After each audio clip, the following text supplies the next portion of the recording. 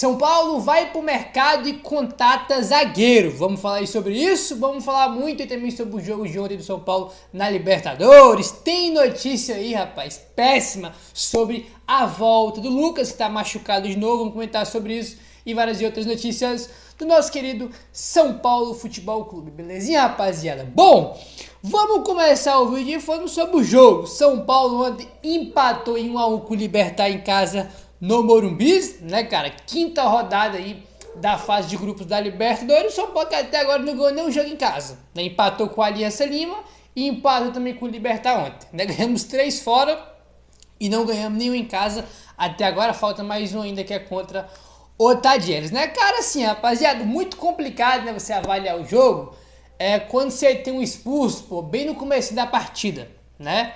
Então, tipo assim, não tô nem puto. Por que eu não tô puto com o resultado? Por causa das circunstâncias do jogo, né? Eu gostei do São Paulo quando tava 11 contra 11, tá? Eu gostei da postura do São Paulo. O São Paulo tava fazendo uma boa parte de quando tava 11 contra 11. Até o Alisson ser expulso, eu tava gostando do que eu tava vendo, entendeu? São Paulo indo pra cima, né? Levando perigo ali pro gol do time do Libertad. Eu tava gostando do que eu tava vendo. Só que a partir do momento que tem um jogador expulso, cara, o jogo muda completamente. É outro jogo, né? O Alisson foi expulso aos 16 do primeiro tempo, cara. Tipo assim, muito cedo, né? Não deu tempo de a gente fazer um golzinho, né? Fazer 2-0 ali. Tava 0-0 ainda, foi bem no começo do jogo, 16 minutos que a gente teve o Alisson expulso. E, cara, depois você tem um jogador expulso, mano, não tem o que fazer, rapaziada. É aguentar os caras ficar com a bola, né? E a gente ficar correndo atrás da bola, não tem o que fazer. É os caras com a bola e a gente correndo atrás. Não tem o que fazer, não tem mistério. O Zubair acabou que não mexeu ele de início, né? O mesmo time que entrou em campo, ele manteve com a expulsão do Alisson, né? A gente teve ali o Marcos Antônio como volante e o Oscar também recuando para jogar como volante. Ele que já jogou outros jogos também nessa posição. E, cara, rapaziada, tipo assim, quando você tem um jogador a menos, cara, é só, bom, se defender aí, jogar por uma bola no contra-ataque. A gente não teve contra-ataque porque o time do Libertad não veio pra cima do São Paulo, entendeu? O próprio Libertad, o empate ele já tava bom ali, e então eles não foi, nossa, vamos pra cima com tudo pra ganhar o jogo. Não teve isso, tanto que eles levaram pouco perigo pro gol do São Paulo. Daí os caras acabou ali tocando bola pra cá, pra lá. No primeiro tempo não levaram muito perigo, né? E no segundo tempo, o desenho do jogo é a mesma coisa. É a gente correndo atrás da bola, tentando aí um contra-ataque para fazer o gol. E os caras com a bola, mas também sem aquele volume, né? Sem aquele ímpeto ofensivo ali, né, cara? Como eu falei, o empate para eles estava bom, então eles não precisavam ir pra cima com tudo aí do time do São Paulo. Só que aí teve o gol deles aí, né, rapaziada, na segunda etapa. O gol na bola parada. Na bola parada, numa falta boba do Cedric Soares, que não tinha necessidade dele fazer a falta, uma falta super boba ali. Aí o São Paulo também vacilou na marcação. O André Silva, que estava marcando o jogador lá do Libertad, que fez o gol, também foi muito mal, né, cara? Então foi um vacilo feio do São Paulo ali, tanto na falta que fez, quanto também na marcação, né? Quando a gente sofre ali o gol, né, na cobrança de falta, teve o desvio do jogador do Libertad, né, e matou completamente o Rafael, que não dava para fazer nada ali. Aí depois, irmão, pô, tá com a menos, tá perdendo o jogo, não tem o que fazer. Aí pra baixo com tudo e não tinha o que fazer. O São Paulo foi pra cima aí e conseguiu fazer o gol no finalzinho aí com o Luca, né, cara? O Luca fez aí a sua estreia no profissional e na estreia do moleque no jogo de Libertadores, com o estádio cheio. Ele foi lá e fez o gol no finalzinho pra empatar. E esse gol que ele fez aí foi o gol que garantiu a classificação do São Paulo para as oitavas da Libertadores, né, cara? Ele já tinha entrado aí. Ele já estava na beira do gramado, recebendo instruções para entrar em uns 2 jogos já. Aí acabou que o Zubair mudou a substituição, ele não entrou. Ontem, enfim, ele conseguiu entrar e fez o gol. E um gol não, um golaço, né? O gol dele foi bem bonito. Aí, sobre o jogo é isso, não tem muito o que falar. A expulsão do Alisson, tá? Eu fiquei, cara, assim, muito na dúvida ali, por quê? Ele vai na bola, o Alisson, ele vai na bola. E ele vai na bola e depois que ele vai na bola, ele pega também o jogador do Libertad. Isso é um fato. Só que depois teve um lance que aconteceu, que foi o jogador do Libertad indo direto, tá, no tornozelo do Luiz Dias. E o cara não foi expulso. Aí que eu fico sem entender. No lance do Alisson, o Alisson pega a bola e depois o jogador do Libertad aí é expulso. Aí o jogador do Libertad pega diretamente o tornozelo do Luiz Dias e não é expulso.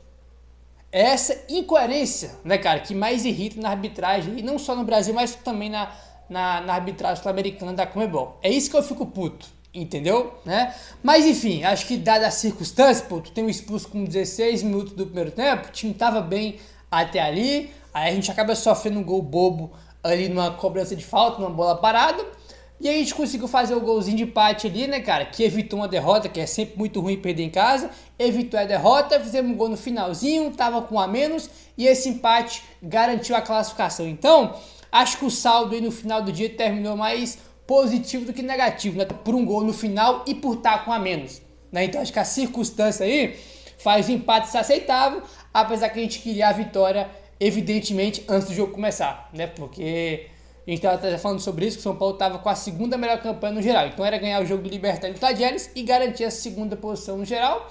Agora, né, o São Paulo está com 11 pontos e pode chegar no máximo até 14 se vencer o Tadieres na última rodada.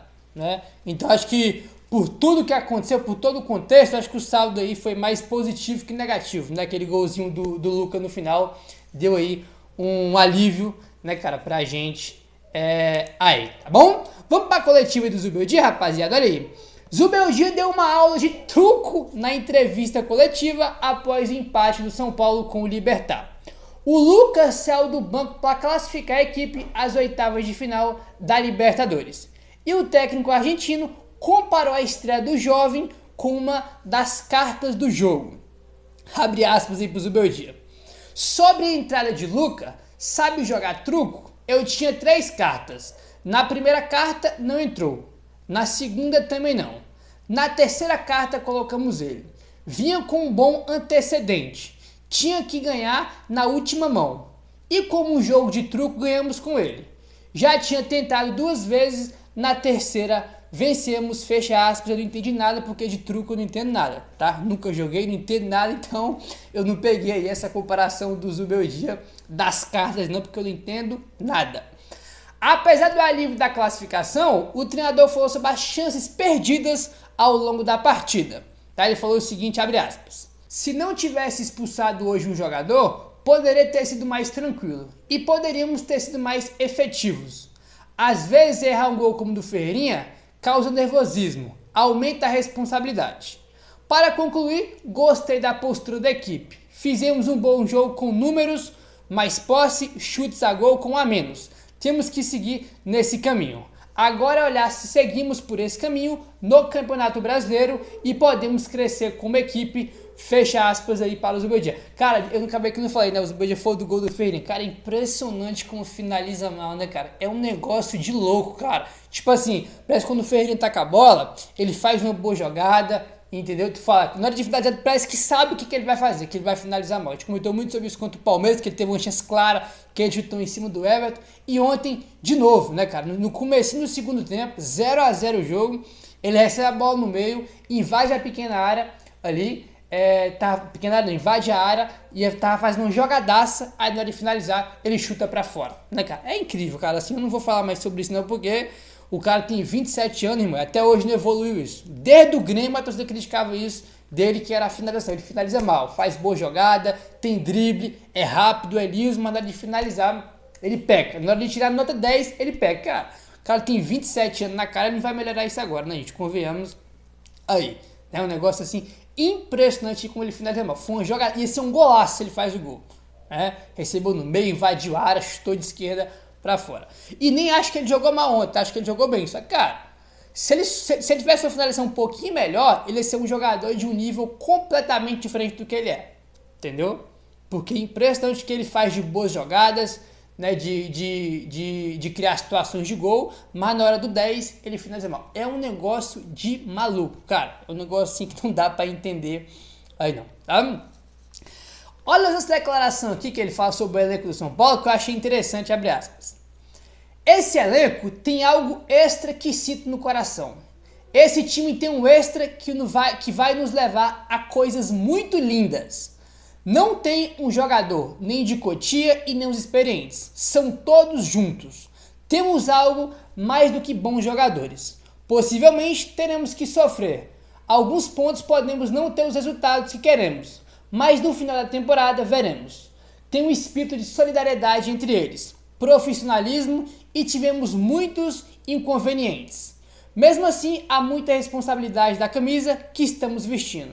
Agora temos que nos colocar no Campeonato Brasileiro, pedimos à torcida que nos acompanhe. Agora deixar a Libertadores um pouco de lado, para daqui 2 semanas pegarmos o Tadieres e estarmos nas instâncias finais, fecha aspas aí, para os Uber falando sobre o elenco do São Paulo, né? Que esse time tem um extra aí, né? Que vai levar coisas muito lindas. Vamos ver o que é isso aí que o Uber Dia tá falando, tá?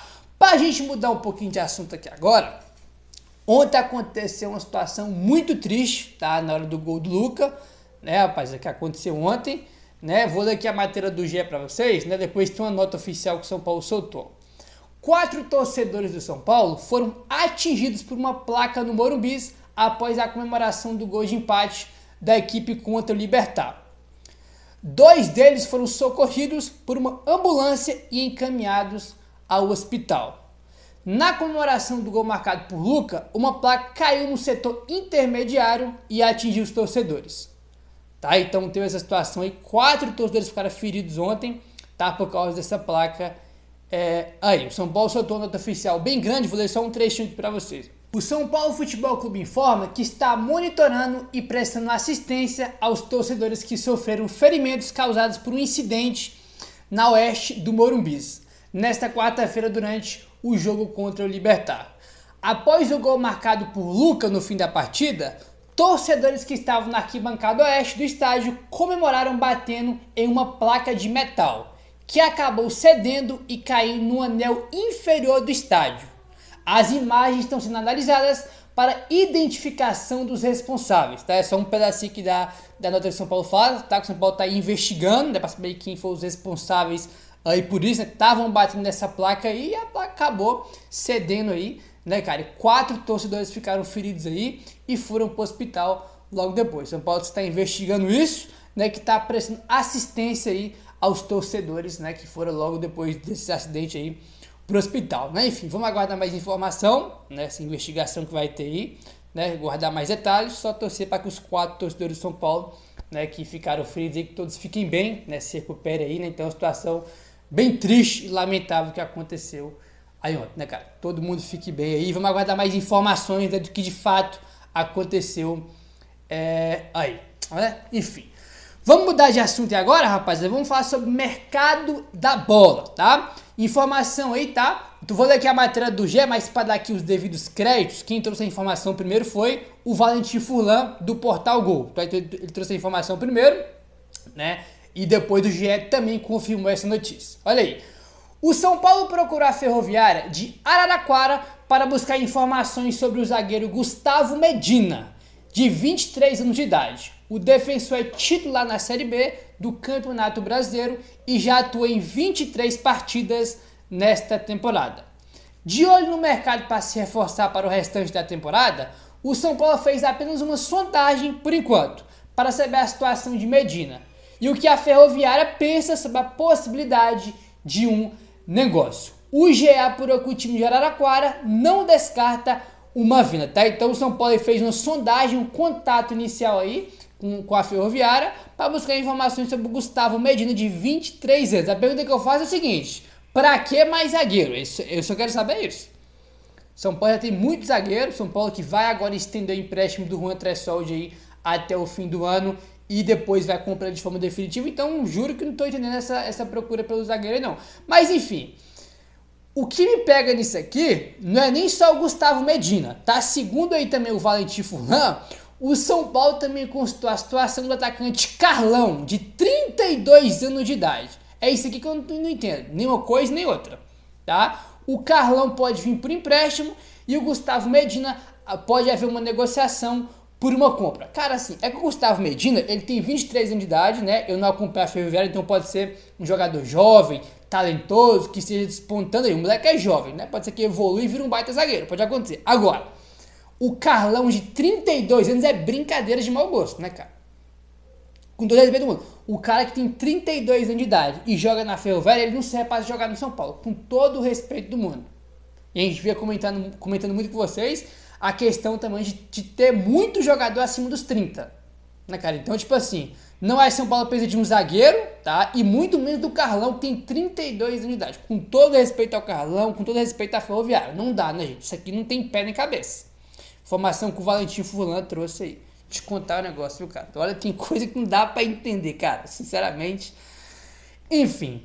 Vamos avançando agora, vamos falar aí sobre o Lucas, tá? Falando sobre jogador que tem mais de 30 anos, né? Que tá com muita dificuldade para voltar, é o Lucas. Informação aí do GE.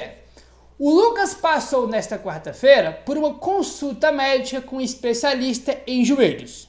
O jogador do São Paulo, que voltou a sentir dores nos treinos dessa semana, teve diagnosticado um estiramento da cápsula posterior ao lado direito.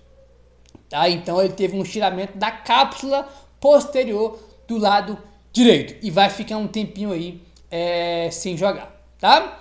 É possível que ele só volte a jogar uma partida oficial em julho, depois da retomada do Campeonato Brasileiro. Por causa do Mundial de Clubes, né, o Super Mundial que vai ter agora, o Brasileirão, não é Brasileirão, todas as competições vão ser paralisadas aí do dia 13 de junho, né, até o dia 11 de julho. É basicamente um mês aí, né, um mês e 2 dias aí que vai ter com o futebol brasileiro paralisado por causa do Mundial, e ele só deve voltar depois disso, em julho, tá? Então o Lucas vai demorar para voltar. Notícia muito triste aí aconteceu com ele, né, cara? Voltou recentemente, já tava no banco em alguns jogos, tava se preparando pro jogo contra o Libertad, até sentir aí a coxa, né, cara? E foi confirmado esse estiramento e só deve voltar depois do Mundial, lá para julho, né? Complicado isso aí. Tem aquela questão que a gente fala pra você, né? O jogador já mais velho, né? Tem mais dificuldade para voltar. Muito complicado essa situação. Meu parceiro, você que é novo no canal, caso não for inscrito, se inscreve, deixa o like, valeu, tamo junto e saudações tricolores.